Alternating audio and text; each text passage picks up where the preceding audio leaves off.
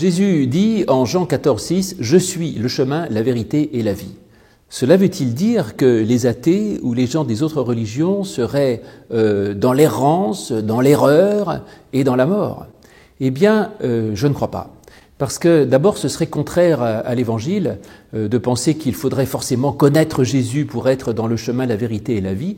Par exemple, les patriarches, Abraham, Jacob, Isaac, explicitement à plusieurs endroits, Jésus dans l'Évangile dit qu'ils sont accueillis dans le royaume de Dieu. Or, ils n'ont pas connu Jésus. Par conséquent, on ne peut pas interpréter ce verset-là d'une façon aussi radicale.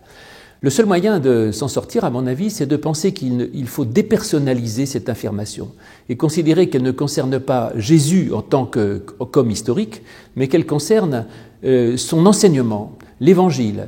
D'ailleurs, c'est dans l'Évangile de Jean, et l'Évangile de Jean commence dans le prologue par l'affirmation que Jésus est l'incarnation de la parole de Dieu.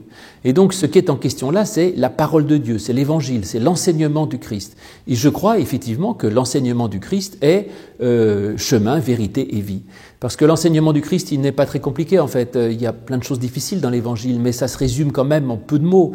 C'est l'amour, c'est le pardon, c'est la grâce, c'est la paix, c'est la fraternité. Et ça, c'est le chemin, la vérité et la vie, point.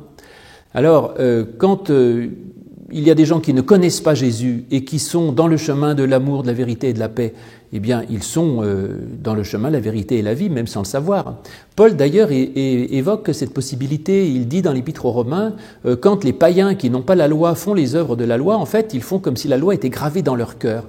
Et donc, il montre bien qu'il y a moyen de suivre le chemin de Jésus sans connaître Jésus.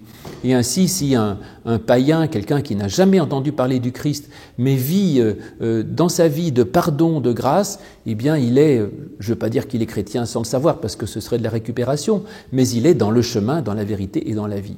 Parce que je suis alors là absolument convaincu qu'il n'y a pas d'autre chemin possible que celui de la grâce, de l'amour, du pardon et de la paix. Et que de ce côté-là, l'Évangile n'a pas une exclusivité de ces réalités-là. Dans plein d'autres religions, on enseigne aussi l'amour, le pardon et le don et le partage. Mais en tout cas, je crois que ça, c'est le chemin, la vérité et la vie.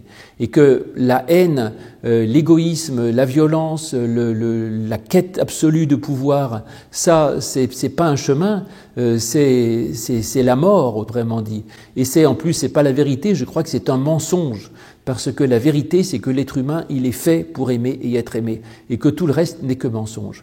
Donc oui, je crois que le Christ, en tout cas en tant qu'il est une parole incarnée, cette parole du Christ, elle est chemin, vérité et vie, et en dehors de cela, il n'y a pas ni de vérité, ni de chemin véritable, ni de vie.